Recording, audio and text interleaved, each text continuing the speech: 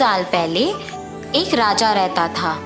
उनका एक खूबसूरत बेटी थी जिसकी वह शादी करना चाहते थे, लेकिन राजकुमारी हालांकि बहुत सुंदर थी पर बहुत घमंडी थी। उसे बहुत गर्व था और उनका बुरा बर्ताव था और अपने पिता को बहुत चिंतित कर दिया। राजा का मानना था कि एक बार जब वह शादी कर लेगी तो अपने तरीके बदल लेगी, इसीलिए उसने राजकुमार को खोजने की ठानी। मेरे प्यारे दोस्तों, महान राजाओं और राजकुमारों, अब मेरी बेटी आपसे मिलेगी। राजकुमारी उन्हें देखते हुए एक आदमी से दूसरे आदमी के पास जाती रही।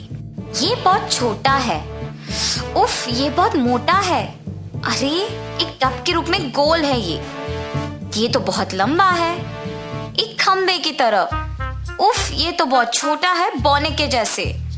राजकुमारी हर राजा, राजकुमार, ड्यूक सभी का एक जैसे मजाक उड़ाई। उसके पिता महान राजा गुस्से में थे लेकिन चुप रहे, पर जब उन्होंने दाढ़ी रखने वाले एक अच्छे राजा का अपमान किया तो राजा क्रोधित हो गए। उसे देखो, उसकी दाढ़ी एक पुरानी पोछे की तरह है, उसे घनी दाढ़ी कहा जाएगा। अब तक राजा ने अपनी बेटी के अशिष्ट व्यवहार को सहन किया और उन्हें बहुत गुस्सा आया। तुम्हारी हिम्मत कैसी हुई इन सब महान रईसों की बेइज्जती करने की? अब मैं आदेश दे रहा हूँ, आप वो पहले व्यक्ति से शादी करेंगे जो इस दरवाजे से प्रवेश करता है, चाहे वो एक राजकुमार हो या भिखारी। जल्द ही 2 दिन में राजा का इच्छा पूरा होगा, क्योंकि एक भिखारी उनके बगीचे के नीचे आया, बांसुरी बजाना शुरू कर दिया और भीख मांगने लग गया। इसने राजा का ध्यान आकर्षित किया और उसने अपने सैनिकों को आदेश दिया कि वह उस भिखारी को अंदर ले आए। उनके आदेश के अनुसार उन्होंने राजकुमारी को भिखारी से शादी करने के लिए बुलाया। लड़का हैरान था पर खुश था।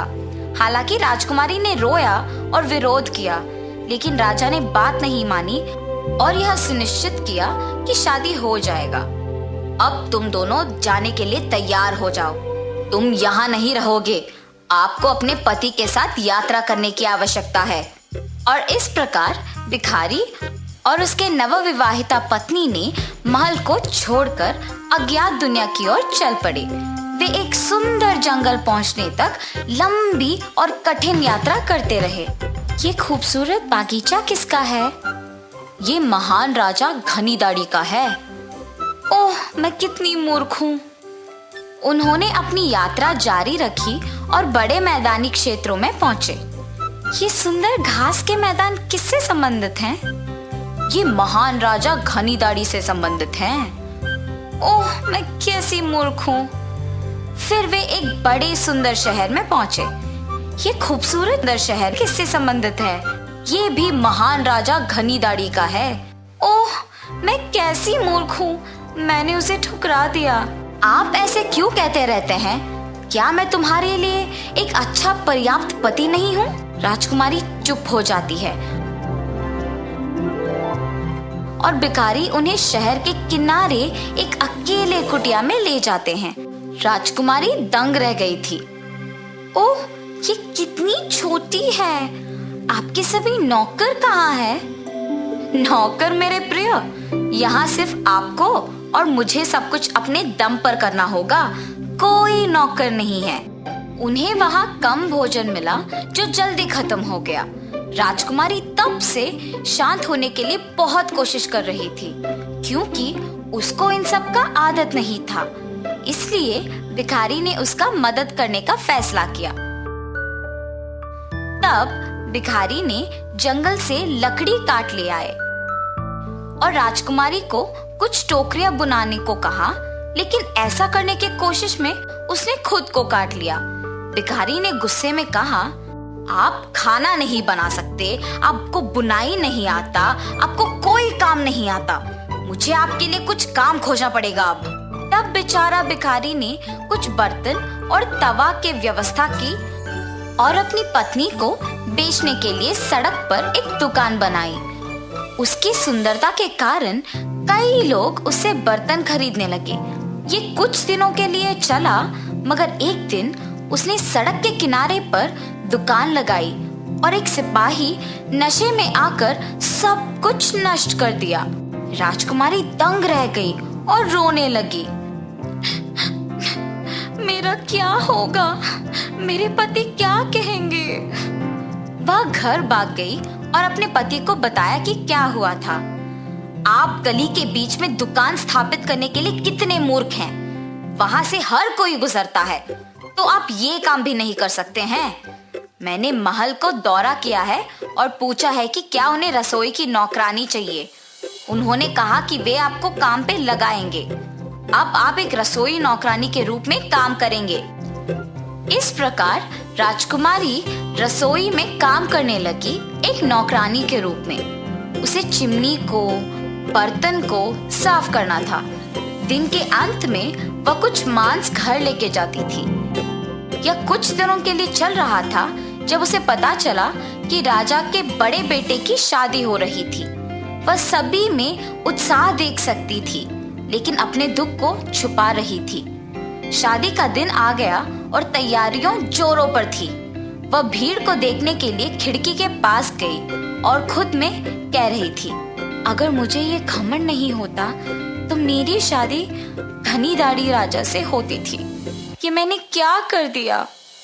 तभी उसे अपने पीछे एक आवाज सुनाई दी। क्या मैंने अपना नाम सुना है? मेरे प्रिय राजकुमारी, मैं माफी चाहता हूँ। आपको ऐसे देख मुझे दुख हो रहा है। चिंता मत करो, मेरे साथ आओ। उसे औपचारिक हॉल में ले जाया गया। उसके पिता सहित सभी रईस मौजूद थे। वे सभी उसके हालत पर हंसे और राजकुमारी को बहुत बुरा लगा। मैं वास्तव में आप सभी से इतनी असभ्य होने के लिए माफी चाहती हूँ। मैंने अपना सबक सीख लिया। प्रिय राजकुमारी, चिंता मत करो। मैं ही वो भिखारी हूँ जिसने तुमसे शादी की थी और इन सभी दिनों मैं तुम्हारे साथ रहा था। मैं ही वो सिपाही हूँ जिसने आपके सारे बर्तनों को नष्ट कर दिया।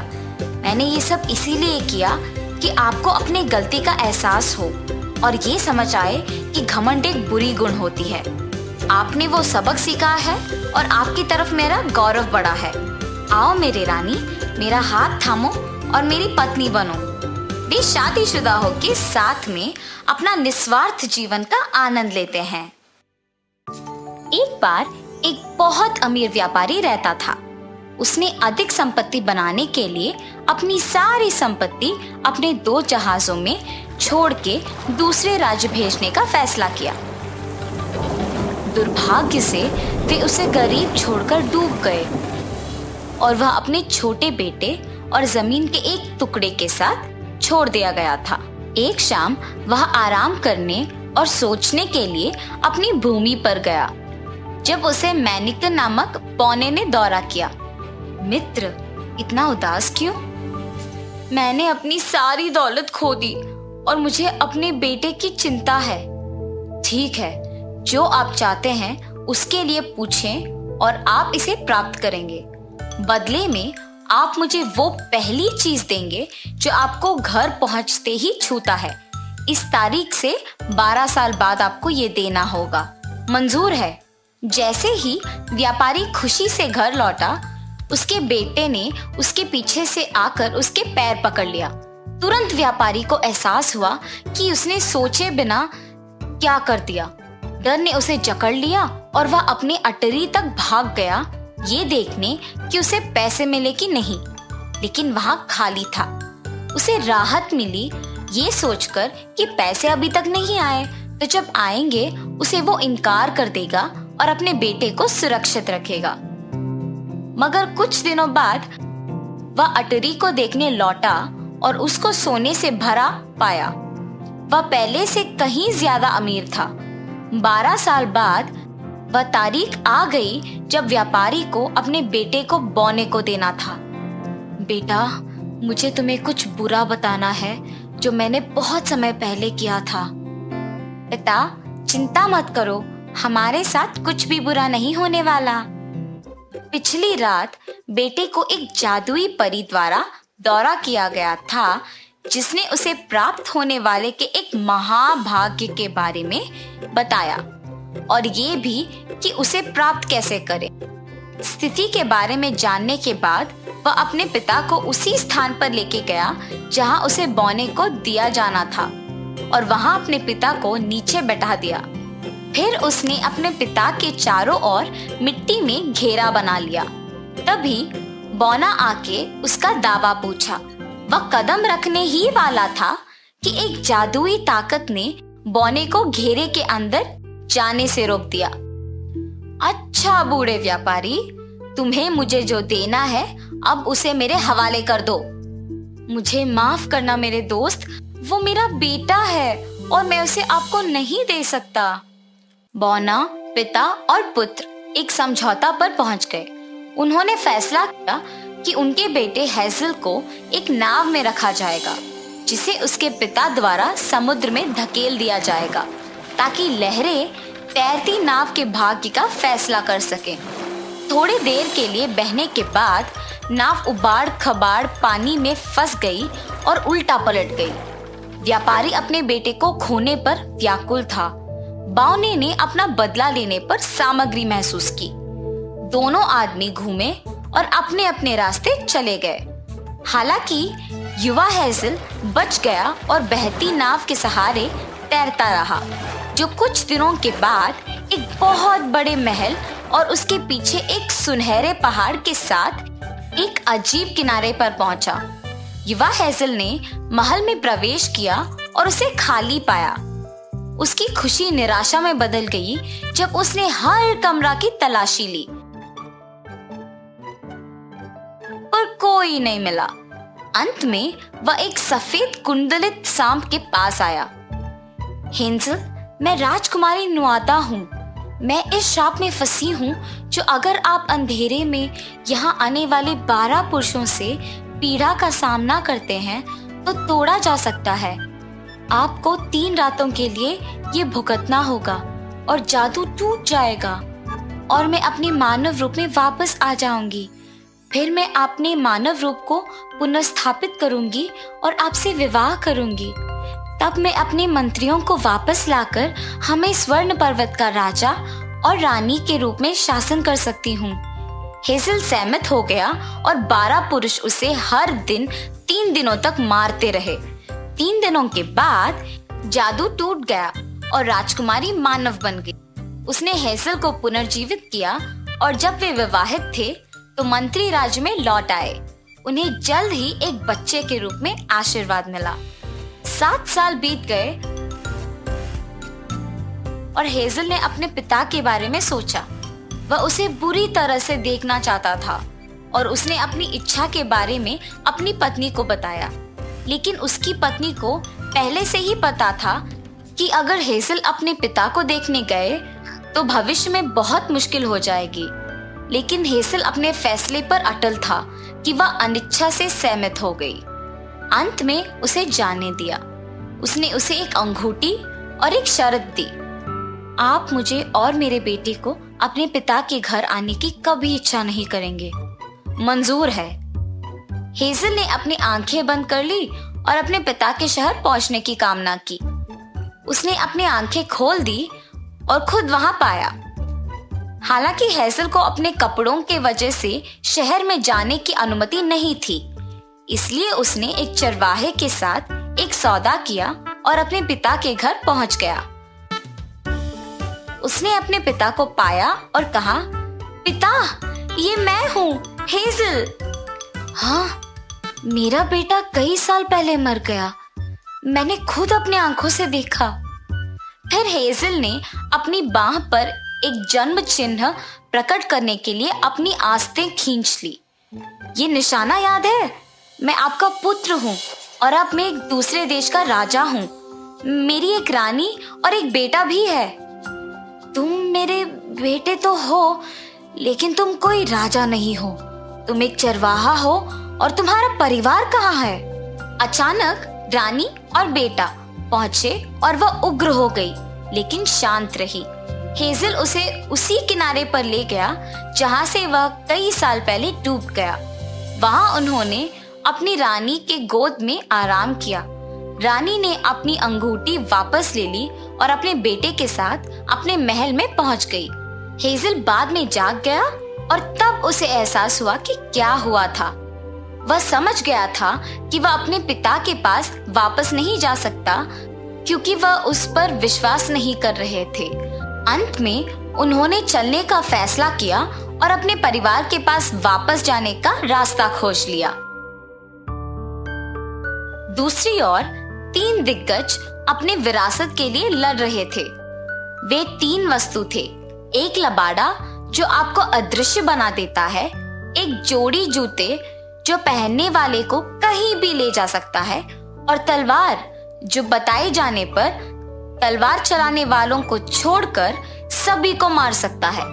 अपने खोज के कई दिनों बाद हेजल इस स्थान पर पहुंचे और वस्तुओं को देखा। उन्होंने बहस को निपटाने में मदद करने की पेशकश की। उन्होंने दिग्गजों को ये कहा कि उन्हें न्याय करने के लिए सभी वस्तुओं को पहनना होगा। एक एक करके उसने वस्तुओं को अपने ऊपर रखा और गायब हो गया। वह महल तक पहुंचा तो उसने हो रहे एक बड़े उत्सव को देखा। उन्होंने अपने अदृश्य लबाड़े का इस्तेमाल किया और भीड़ में से घुस के महल के अंदर गए और ये देखा कि उनकी रानी दूसरी आदमी से शादी कर रही थी। वह उग्र हो गया और लबाड़ा पहनकर वह महाभोजन कक्ष में गया। उसने रानी को सबक सिखाने का फैसला किया और हर बार जब रानी खाने की कोशिश कर रही थी तो उसके खाने के प्लेट पकड़ ली। रानी अब चिंतित थी और परेशान हो रही थी। वह उठकर अपने निजी कक्षों में चली गई। वह सब कुछ के बारे में सोच रही थी और रोने लग गई। जब हेजल ने आकर अपना लबाड़ा हटा दिया तो रानी ने सदमे में उसे देखने के लिए राहत महसूस की। हेजल गुस्से में आया और उस पर चिल्लाने लगा और उसे रुला दिया। इसी गुस्से में वह विशाल कक्ष में घुस गया और चिल्लाया, मेरे राज्य के मंत्रियों, मैं वापस आ गया हूँ और ये शादी रद्द हो गई है। रईसों और दरबारी लोगों ने उसका मजाक उड़ाया और हंसा। क्रोधित होकर उसने अपने तलवार लहराई और चिल्लाया, मेरा सिर छोड़कर सभी का काट डालो। तलवार के जादू काम कर गया और सभी लोगों के साथ अपने प्यारी रानी और बेटे को भी खो दिया। उन्होंने महसूस किया कि उन्होंने क्या किया है और लालच और क्रोध का कोई स्तर किसी के परिवार के बलिदान के लायक नहीं है। हेजल रोया। स्वर्ण पहाड़ का एक अकेला राजा।